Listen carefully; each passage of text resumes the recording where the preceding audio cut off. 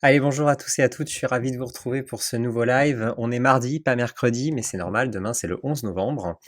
Donc on décale notre live d'une petite journée. Mais aujourd'hui, je suis très content parce que ça fait partie du live où je ne suis pas seul, puisque je serai accompagné de 3 de nos modérateurs sur les 4 de notre équipe, ce qui est déjà pas mal. Et on va vous parler un petit peu de l'envers du décor. On l'avait déjà fait à un moment avec justement Mathilde, qu'on va retrouver aussi avec les autres modérateurs juste après. Vous avez parlé de ce qui se passe lorsque vous soumettez un microservice, de comment se passe la modération. Je vous remettrai ce lien de cet ancien live dans la description, comme ça vous pourrez compléter avec ce qu'on va dire aujourd'hui. Et là, on va faire quelque chose de différent. On va plutôt s'attarder sur des questions que vous vous posez, des choses que vous vous demandez, les erreurs les plus communes qu'on voit lors de la soumission d'un microservice. Et aussi, on va finir par quelques petites anecdotes un petit peu rigolotes, parce qu'on reçoit des choses quand même qui sortent de l'ordinaire avec les centaines de microservices que vous nous écrivez chaque jour. Et donc, sans plus attendre, eh bien, je suis ravi d'accueillir Alexis, je suis ravi d'accueillir Mathilde, et je suis ravi d'accueillir Benjamin avec moi. Salut à tous. Bonjour, bonjour. Bonjour. Hello. Voilà, un grand bonjour général pour vous accueillir. Collégial. C'est parfait. Alors tout le monde est en télétravail, d'ailleurs, que ce soit Mathilde, Alexis ou Benjamin, travaillent en France. Ils sont en télétravail, de leur résidence, puisqu'ils n'habitent pas à Paris, où sont actuellement nos locaux. Et la dernière personne qui manque à l'appel s'appelle Julie. Elle est à Paris aussi, mais elle est actuellement en plein travail parce qu'elle n'est là que depuis un petit mois. Et donc, elle est en train de modérer, je la vois dans le petit coin, dans la pièce à côté, vos microservices que vous nous soumettez actuellement. Donc, elle n'est pas là avec nous, mais elle est avec nous par la pensée. Et on en remercie. Voilà. Donc, la première partie, on va déjà parler des erreurs lors de la création d'un microservice. Donc, quelles sont les erreurs les plus communes que l'on trouve lorsque on relie votre microservice? Et donc, la première erreur la plus commune, c'est que votre microservice n'est pas clair ou n'est pas assez décrit. Mathilde? Oui, en effet. Alors, la chose qu'on voit le plus souvent, c'est déjà, par exemple, quand, il n'y a pas du tout de prestation à 5 €, on ne sait pas ce que vous proposez, à la base. Après, l'autre chose, ça va être, par exemple, si on n'arrive pas à distinguer vraiment la différence entre la prestation de base et les options. Par exemple, si vous proposez, on va dire, un logo et que pour 5 € vous proposez un logo, basique et pour une option, vous proposez un logo premium. Mais on ne sait pas la différence entre un basique et un premium et le client ne pourra pas le savoir non plus. Pareil, quand vous proposez quelque chose de complexe ou de non complexe et cetera, ce sont toutes ces choses qu'il faut vraiment prendre le temps, de développer afin que le client, sache vraiment ce que vous proposez. Et la dernière chose, ça va être notamment si le microservice dans sa globalité n'est pas du tout compréhensible. Il faut penser que les clients sont parfois des gens qui ne sont pas initiés et qui ne savent pas vraiment, dans les détails ce que vous faites et c'est important pour eux de vraiment pouvoir le comprendre. C'est pour ça qu'il faut bien prendre le temps et essayer de se mettre à la place des clients, en fait, qui vont tomber sur, votre microservice et ainsi prendre le temps de bien tout détailler. Donc, pour résumer, soyez le plus descriptif possible et ne lésinez pas sur le nombre de mots. Plus vous en décrivez, mieux c'est.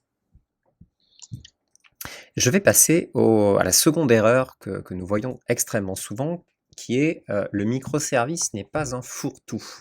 Alexis. Et oui, le microservice n'est pas un fourre-tout. Alors, qu'est-ce qu'on entend par là? C'est-à-dire que parfois, on a certains microservices qui arrivent et qui proposent une multitude de prestations. C'est-à-dire que, par exemple, vous voulez rédiger un e-book, c'est très bien, mais si en plus de ça, vous proposez la création graphique de la couverture, que ensuite vous proposez peut-être de même aller le publier sur Amazon ou ce genre de choses, eh bien, du coup, c'est des prestations différentes. Et il est préférable de bien délimiter justement une seule prestation, par exemple la rédaction d'un e-book, et à côté, vous pouvez proposer un autre microservice qui sera la création de la couverture, par exemple. Sinon, bah, bien sûr, nous, on le refuse. C'est pour éviter justement d'avoir une multitude de prestations dans un seul microservice et ne pas s'y retrouver. Voilà, parce que chaque prestation a besoin de sa propre description, et donc il vaut mieux faire des prestations séparées et faire des options en fonction de cette prestation. La troisième erreur, c'est autour des consignes de réalisation. Donc, c'est que vous faites des consignes en fait qui n'en sont pas. Benjamin.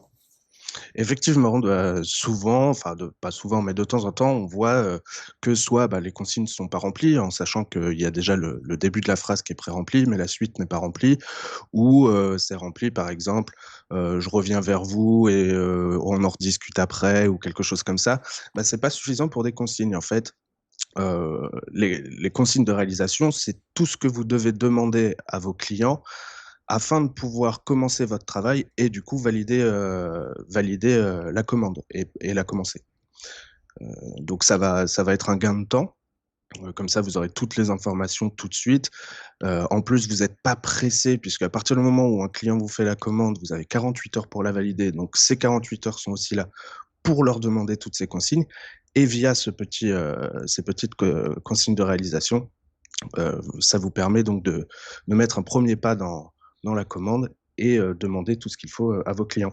Exactement. Donc, quand vous dites j'ai besoin de toutes les consignes pour commencer la commande, vous comprenez bien que c'est pas du tout clair. Donc, il faut lister ces consignes et être le plus précis possible, puisque dans la qualité de votre cahier des charges dépend de la qualité de ce que vous allez faire et de la commande au final.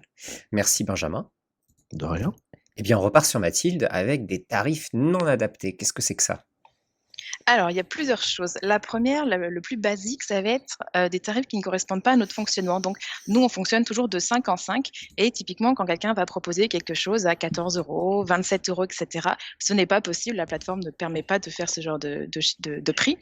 Ça, c'est le plus classique, on va dire. Après, on a les personnes qui proposent quelque chose qui ne correspond pas avec l'offre de leur compte. Par exemple, si vous avez un compte gratuit et que vous proposez, je sais pas, 15 options avec des tarifs jusqu'à 300 €, ce n'est pas possible parce qu'avec un compte gratuit, vous êtes limité en termes de prix d'options. Idem pour la première offre à 5 €, qui a elle aussi certaines limites et parfois, par exemple, une limite par exemple jusqu'à 100 € pour les options. Et pareil, si vous proposez du coup un tarif supérieur, ce n'est pas possible. Donc il faut bien faire attention à ça et ne pas hésiter soit à réadapter son microservice en fonction de son offre, soit à passer à une offre supérieure si on en a les moyens et l'envie. Et la dernière chose, et ça c'est un tout petit peu différent, c'est par exemple, c'est quand vous proposez donc toutes vos options mais que vous oubliez de les ajouter, il faut bien penser, normalement c'est sur la page juste après, il faut bien penser à les ajouter dans la foulée. Voilà. Exactement. Donc, lisez bien les possibilités qui vous sont offertes par le site avant d'écrire certains tarifs dans votre description. Next, on passe à l'image, le titre et le microservice. Tout doit être cohérent. Alexis. Et oui, tout doit être cohérent. Que ce soit, en fait, l'image et le titre, c'est la première chose que va voir un client lorsqu'il recherche un microservice. L'image, donc, doit être assez claire, pas trop chargée. Des couleurs, vous pouvez y aller comme vous voulez, mais attention, pas trop de couleurs non plus, pas trop criard, il faut quand même que ça reste lisible. Surtout, il faut que, si vous mettez du texte dans votre image, que, par exemple, ça décrive votre microservice à 5 €. Donc votre prestation de base, comme on l'appelle. Pareil pour le titre, puisque le titre est déjà pré-rempli. Vous avez je vais et pour 5 € qui sont déjà pré-remplis dans le titre. Et c'est pareil, c'est pour ça que cette phrase, précisons bien pour 5 €, il faut bien que vous mettiez ce que vous faites pour 5 €. Et du coup, dans le microservice, restez cohérent sur ce qui est annoncé dans l'image et dans le titre. Le tout, faut pas qu'un client ait de questions à se poser sur ce que vous faites réellement ou pas. Tant que tout est clair et que tout est cohérent entre les trois, on n'a pas de problème. Exactement. Donc, je montrais aussi en même temps un microservice qui est parfaitement cohérent entre le titre, l'image et ce qu'il propose à 5 €. Et la dernière, c'est une multitude de microservices identiques. Eh oui, parce qu'il arrive que certains vendeurs proposent au final le même microservice, mais dans plein de microservices différents, en changeant une petite phrase, un petit mot, quoi. Petite phrase, un petit mot, exactement. Par exemple, pour un logo, on peut avoir un vendeur qui propose je vais vous créer un logo gaming pour 5 €, puis un autre microservice, vous voulez un logo minimaliste ou je ne sais quoi encore. Et ça, en fait, le problème que ça apporte, c'est que c'est surtout au niveau du référencement. Parce que souvent, les textes vont être les mêmes dans chaque microservice. Donc, au niveau référencement, ça va pas du tout être bon pour Google, par exemple. Et en plus de ça, ce sera mieux pour vous d'avoir tout sur un même microservice et En termes de éventuellement statistiques, hein. en termes de statistiques, exactement. Exactement. Et de proposer un terme plus générique et éventuellement jouer avec vos options ou comme vous le souhaitez ensuite afin de proposer différents styles si c'est vraiment ça que vous voulez proposer. Exactement. En fait, faire plusieurs microservices ne va pas vous augmenter votre visibilité. Votre visibilité, vous allez la voir si vous mettez tous ces mots différents dans votre description. Vous allez ressortir de la même façon dans le formulaire de recherche en fonction de ce que les clients recherchent. Et bien sûr, plus vous regroupez de commandes sur un même microservice, plus ce microservice va monter dans les résultats, ce qui n'est pas le cas si vous distillez vos commandes sur plusieurs microservices. Voilà, on a fait le tour un petit peu dans ce que, en tout cas dans ce qui était comme question pour de ce qu'on reçoit, hein. Donc ça marche aussi pour quand vous éditez un microservice, hein, ça marche aussi de la même façon. Mais maintenant, on va passer sur la deuxième partie de ce live, qui est les questions qu'on reçoit sur notre support. Voilà. Vous êtes beaucoup à nous écrire, hein, chaque jour. On reçoit plusieurs dizaines de questions par jour. Je pense qu'on tourne à peu près entre 50 et 70 messages sur notre support par jour qu'on doit traiter. Et on les traite en moyenne, je parle bien en moyenne, en moins de 2 heures. Hein. Donc on les traite vite, très vite, et on répond à tout le monde. Et ces messages support donc, peuvent très bien venir de clients, soit de vendeurs. Et donc, on va faire un petit point sur les questions que vous, vendeurs, vous nous posez le plus souvent. La première question, eh bien, c'est avant tout, je ne peux pas soumettre mon microservice.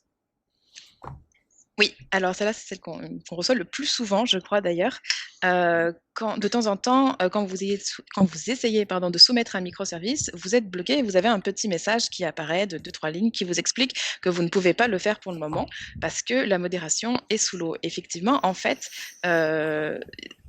quand on reçoit beaucoup de microservices, qu'il y a des vagues par moment, on en reçoit énormément et on ne peut pas tout gérer, surtout qu'on n'est pas forcément 4 tout le temps. Il y a des fois, on est tout seul ou des fois, on est juste 2, etc.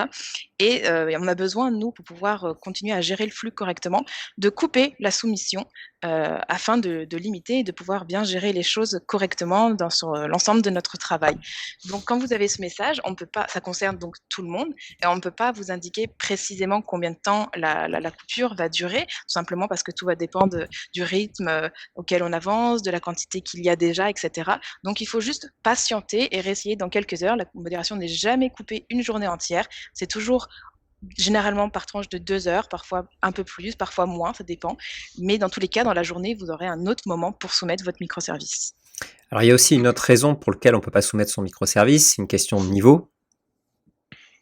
Oui, effectivement, alors ça, c'est encore autre chose. C'est si vous n'avez pas votre niveau 1, qui est celui nécessaire pour pouvoir proposer vos microservices et commencer à vendre, vous ne pouvez effectivement pas soumettre de microservices.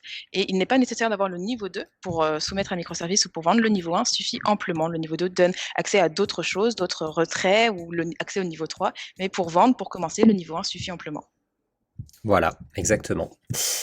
La seconde question qu'on reçoit énormément, c'est « j'ai fait ma demande de virement et n'ai rien reçu ».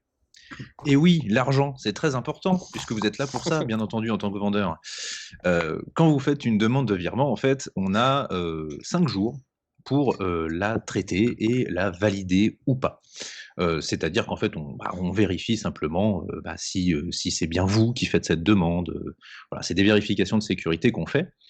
Et donc, si au-delà de 5 jours, vous n'avez toujours rien, là, en effet, vous pouvez vous inquiéter et nous contacter. Sinon, avant, pas de souci, pas de problème. C'est que en fait, c'est en attente, hein, c'est juste le temps qu'on traite cette demande-là. Ensuite, sachant que suivant votre méthode de retrait, le délai est différent. Si vous retirez par PayPal, une fois qu'on le valide, PayPal, c'est automatique, c'est immédiat. Si vous le faites via un virement sur un compte bancaire, là, ça peut prendre plus de temps, ça dépend de votre banque, en fait. Et une fois que nous, on a validé, eh bien, l'argent, il part. Mais après, s'il y a un problème avec votre banque, c'est plus notre ressort, malheureusement. Donc, si vous avez fait une demande de virement et que dans le lendemain, les 24 heures, les 5 minutes, vous n'avez pas reçu votre argent, vous inquiétez pas, c'est normal, c'est jusqu'à 5 jours. Exactement. On a 5 jours pour la valider. C'est pour ça que dans notre FAQ, on vous dit s'il vous plaît d'attendre au moins 10 jours avant de nous contacter pour savoir vraiment si c'est un problème au niveau de votre banque. Parce qu'avant, on n'en saura pas plus. C'est tout. Donc ne vous inquiétez pas. Tous les vendeurs ont reçu tout leur argent à chaque fois. Personne n'a perdu son argent. Peu importe ce que vous pouvez lire. On n'est pas loin des 6 millions d'euros reversés cette année. Et cet argent est arrivé sur le compte de tout le monde, donc ne vous inquiétez pas. On passe maintenant à la nouvelle question qui est: mes statistiques baissent alors que je fais les choses correctement. Ouais, effectivement, c'est une des questions qu'on reçoit pas mal sur le support et en fait, la raison est simple, c'est que, les statistiques ne prennent en compte que les 6 derniers mois et ces 6 mois sont glissants. C'est-à-dire que chaque jour, il y aura un jour en moins, entre guillemets, d'enlevé, des 6 derniers mois, donc si vous êtes, au 6 juillet, ça prend à partir du 6 janvier et cetera et cetera et donc C'est du ça. coup, Vas-y, je t'en prie, continue. pas de souci, je pensais que tu voulais rajouter quelque chose, et du coup, eh bien, forcément, toutes les commandes qui sont donc antérieures à ces 6 mois glissants, ne comptent plus dans les statistiques. Donc si, c'est normal que vous ayez des petites différences si vous faites les choses correctement ou si vous n'avez pas fait de commande, mais que ça change quand même d'un jour à l'autre. C'est justement à cause de ces 6 mois glissants. C'est ça, parce que calculer un pourcentage se calcule sur la totalité des commandes qui sont faites dans les 6 mois, et comme certaines commandes sortent de ces calculs, eh bien, le calcul du pourcentage peut varier, même si vous faites de nouvelles commandes, même si vous faites les choses correctement, et même si vous ne faites rien. Tout ça est Exactement. aussi expliqué dans la FAQ, bien entendu. N'hésitez pas avant à lire la FAQ parce que tout ça est dedans, mais on y répond en tout cas quand vous en avez besoin. Encore une nouvelle question, je n'arrive pas à faire valider ma pièce d'identité. Mathilde. Ouais. Alors ça, généralement, c'est assez simple. La première chose, déjà, quand vous soumettez, votre document d'identité, votre document professionnel, il faut bien prendre le temps de lire tous les critères qui sont affichés sur la page, de la soumission. Tout est indiqué, les documents que vous pouvez envoyer selon votre pays, comment ça doit être cadré, si c'est recto verso, si ça doit être valide et cetera. Donc tout est renseigné. Généralement, quand votre document est refusé, c'est qu'il ne respecte pas l'un des critères. Ensuite, quand on le refuse, vous recevez systématiquement un message qui vous explique la raison du refus. Normalement, vous le recevez par email et ce message correspond donc généralement à l'un des critères que vous retrouvez sur la page de soumission. Et la dernière chose, qu'on remarque un petit peu, c'est pour les professionnels, lorsque vous soumettez donc un document, pour votre, entreprise et cetera, vous, nous revenez sur le support en nous disant: «Je n'arrive pas à faire valider ma pièce d'identité, je ne comprends pas». Alors que le message parlait bien du document complémentaire, c'est-à-dire donc le document professionnel et généralement le problème qui revient le plus souvent, c'est que le document date de plus de 3 mois alors qu'il est bien demandé à ce que le document, date de moins de 3 mois. Donc si vous prenez tout ça en compte, généralement, il y a aucun problème et vous êtes validé du premier coup. Voilà, je crois qu'un de nos modérateurs a un colis. Certainement. En tout cas, merci Mathilde. On va passer à la dernière question. Je voudrais retirer le commentaire négatif qu'un client vient de me mettre. Ah oui, alors ça fait jamais plaisir. On est d'accord de recevoir un commentaire négatif, mais c'est pas forcément grave. Justement, nous, en fait, on ne peut pas, retirer un commentaire négatif sur la base que, il vous plaît pas. Pour ça, en fait, il y a la législation, hein, tout simplement. C'est, il me semble que c'est la loi Le Maire, si je me rappelle bien, qui oblige, en fait, à vérifier, tous les avis, qui sont postés par des clients sur internet et que ces clients peuvent les faire retirer à leur, demande, si je me rappelle bien. Mais donc quand vous recevez un avis négatif, forcément qu'on va aller le lire, forcément. Surtout que si vous nous dites que, bon, il y a quelque chose qui vous plaît pas. Le seul dire que les seules façons de faire enlever un avis négatif, faut vraiment que celui-ci, il soit, insultant, diffamant, enfin, bref, toutes ces choses, pas très sympathiques. Et c'est les seuls moments où on peut retirer un avis négatif. Sinon, si c'est juste un client qui vous dit que, il est pas content, que c'est pas du tout ce qu'il a demandé, bah ça on pourra pas, enfin on l'enlèvera pas puisque bah, c'est son avis et on le respecte, mine de rien. Exactement. Et j'avais fait une émission éducative là-dessus qui s'appelle «Pourquoi vous devriez aimer vos avis négatifs», que vous retrouverez, dans le lien, de la description. Si vous avez envie d'en savoir plus sur les avis, comment ils sont comptés dans notre algorithme, ce que vous devez vraiment faire, et ce que vous devez vraiment, heu, auquel vous devez vraiment faire attention concernant vos avis, je vous conseille de regarder cette émission qui vous apportera un éclaircissement complet sur ces avis.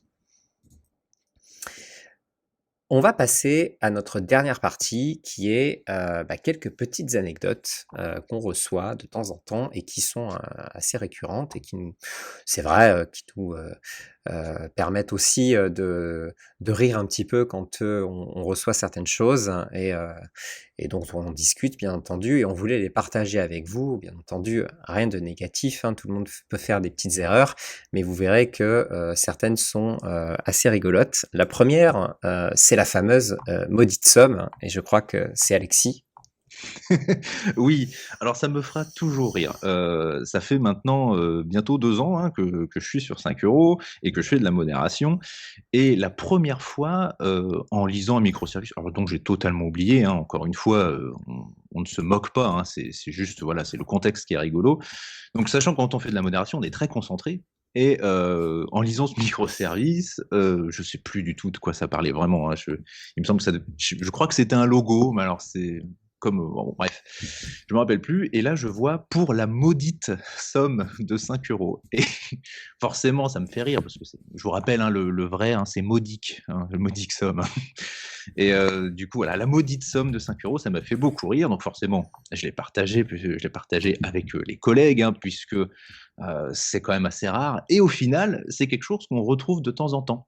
Un petit défaut certainement de compréhension ou de prononciation, je sais pas et on revoit de temps en temps le retour de la maudite somme, pour la maudite somme de 5 € et à chaque fois, bon voilà, ça nous fait rire. On dit: «Ah attention, c'est le retour de la maudite somme, cachez-vous» et voilà, ça nous fait marrer.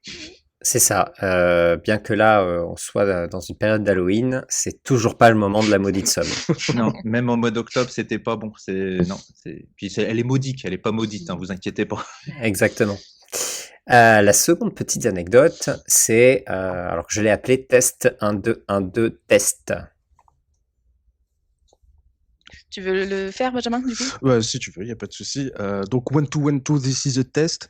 C'est, de temps en temps alors souvent on va pas se le cacher, ce sont des nouveaux vendeurs qui veulent tester et on comprend, comment fonctionne la soumission d'un microservice et bah, du coup, le microservice, il y a marqué dans la description, test, ne vous en faites pas, c'est juste pour tester et cetera et cetera et du coup, c'est assez drôle, assez, ça arrive pas souvent, donc forcément, quand on le voit, on le repère tout de suite et également, on partage avec les collègues en disant, que voilà, il y a encore eu un petit test et c'est assez rigolo. Voilà, donc on peut répondre, le test fonctionne dans ces cas-là, quand, on répond à cette modération et comme ça rassure le vendeur, mais on l'invite aussi à créer un vrai microservice à la place de ce test. Alors le troisième, c'est, mon orthographe est irréprochable. Bah, je vais laisser prendre, je vais laisser quand même, peut-être Mathilde le faire. Bah, je ferai le dernier, sinon c'est toi qui voulais le faire. Je crois que Allez, tu étais pour celui-là. allez, j'étais très chaud. C'est souvent donc des correcteurs, hein, ou des personnes qui écrivent des textes et dans leur microservice, ils parlent de leur orthographe et en général, la plupart, enfin tout est relativement bien écrit, hein, sauf le mot orthographe. Voilà, qui Comme sur la est vignette écrit d'ailleurs. exactement comme sur la vignette. Alors bien entendu, en général, c'est bien sûr une faute d'inattention, parce que Bien souvent sûr. on précise que, ce genre de microservice doit être écrit sans faute, surtout pour un relecteur, donc on invite, le créateur du microservice à se relire. Mais c'est vrai que c'est très difficile de se relire, quand, on fait une faute d'inattention et donc on peut passer des fois plusieurs fois dessus et nous, bien sûr, ça nous saute aux yeux et voilà pourquoi, une orthographe n'est pas toujours irréprochable, surtout quand il y a un petit peu d'inattention qui se glisse au milieu.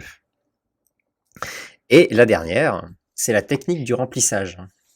Oui, alors dans la description du microservice, vous savez sûrement, il faut mettre 500 caractères pour pouvoir, soumettre le microservice et il y a des gens qui, bah, malheureusement, je pense, n'arrivent pas à l'atteindre, ils font des microservices assez simples, ils vont à l'essentiel et du coup, ils n'atteignent pas les 500 caractères et du coup, pour pouvoir, les atteindre, alors il y a 2 techniques. La première, soit on a le droit à plein d'espace, plein de symboles, mis un peu n'importe où pour pouvoir combler. Il y en a, on a déjà vu qui mettent 2 espaces entre chaque mot, par exemple, pour essayer de gagner un petit peu de caractère et puis on a ceux qui carrément, ils disent: «Ils vont très franchement» et ils mettent une petite phrase à la fin pour compléter en avertissant le client en disant: «Ne vous inquiétez pas, j'ai pas atteint les 500 caractères demandés, ne faites pas attention à ma phrase, j'écris juste pour remplir et pour pouvoir soumettre mon microservice».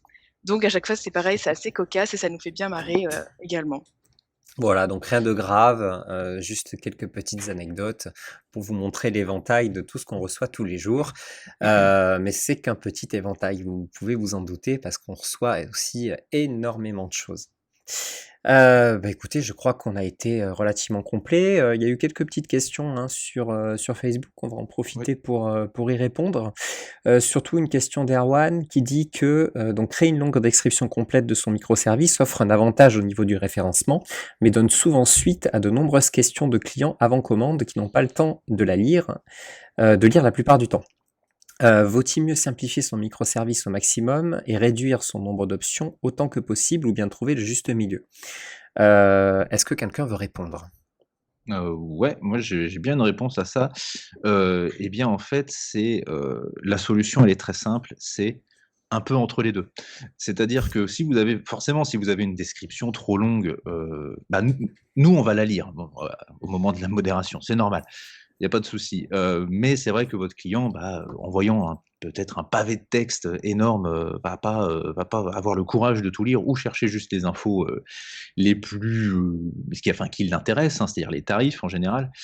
L'idéal vraiment, alors il n'y a pas de science exacte, hein, mais l'idéal pour tout le monde, que ce soit pour votre référencement ou pour les clients, c'est de, ne pas hésiter à faire peut-être une petite partie de résumé. Vous savez, un petit paragraphe, qui, résume vos tarifs et ce que vous faites exactement pour cela.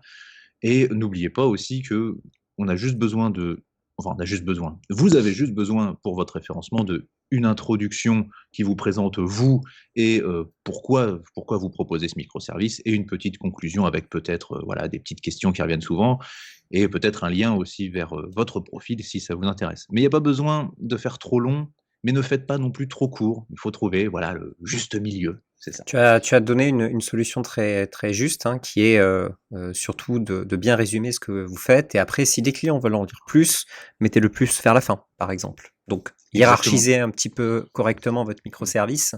Et le fait d'avoir un compte 5 € plus qui vous permet de mettre en page votre microservice correctement aide énormément à la lisibilité, et donc permet aux clients de mieux repérer les informations importantes dans un long texte. Voilà. Ouais, les tableaux fonctionnent très bien En d'ailleurs. Les tableaux fonctionnent extrêmement bien, exactement. Une autre question qui est de dire: «Il y a beaucoup de freelanceurs qui sont bannis dès la première fois qu'ils envoient leurs coordonnées».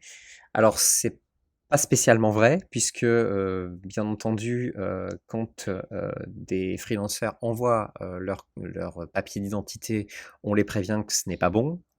C'est sûr que s'ils envoient la même chose 2, 3, 4 fois, au bout d'un moment, on peut pas prendre le temps de refuser encore et encore et encore des dizaines de fois la même chose. Donc oui, on est obligé de les retirer du site au bout d'un moment. C'est normal. Heu, donc on est strict, mais on prévient toujours. Toujours. Oui, d'ailleurs, hein, faites attention à vos emails. Souvent, on se rend compte que pas mal de gens, bah, nous mettent en spam, et c'est pas pour le nombre d'emails qu'on envoie. Donc, vérifiez bien vos emails, vos boîtes mail. On envoie toujours un message quand vous recevez, quoi que ce soit, un message, un refus, ce genre de choses. Exactement. Donc, on est toujours là pour répondre, on est toujours là pour traiter vos microservices. On essaie en tout cas de faire au mieux avec le temps qu'on a et l'équipe dont on dispose. N'oubliez pas qu'on travaille 7 jours sur 7. Même le 25 décembre, vos microservices seront traités par notre équipe. Donc en tout cas, bah, j'espère que ce petit live vous a plu, que vous avez pu faire connaissance un petit peu mieux de notre équipe de modération. Et peut-être qu'on fera ça avec notre équipe de développement bientôt d'ailleurs, ça pourrait être très intéressant. Mathilde, Alexis, Benjamin, merci beaucoup. Mais Merci Merci à à toi. toi. Merci à toi. Et bien de rien, et je vais vous laisser retourner à votre travail, puisque je pense qu'il y a encore pas mal de microservices qui vous attendent. Et bien salut, Oui, tout à fait. Salut. bye. Ciao, Au ciao. revoir. Bye. Et voilà, on en finit avec ce live. J'espère que ça vous en a, enfin, j'espère que vous en avez appris un petit peu plus sur notre travail et sur ce que nous faisons au quotidien. Ça fait partie de toutes les choses que nous faisons. Il y a aussi la com, il y a le développement, il y a la préparation de nouvelles fonctionnalités. Donc il y a plein de choses. La semaine prochaine, énorme morceau, puisque on va s'attaquer vraiment dans le détail à la nouvelle soumission de microservices et les nouveaux tarifs. Je vais tout vous expliquer, tout vous dire, et vous préparer donc à cette énorme mise à jour qui va être, je pense, l'une des plus grosses mises à jour de 5 € qui vous concerne tous et qui, on l'espère, vous permettra encore plus d'exploser vos ventes pour cette fin d'année. Eh bien, en attendant, excellente semaine et bonne vente à tous. Bye bye.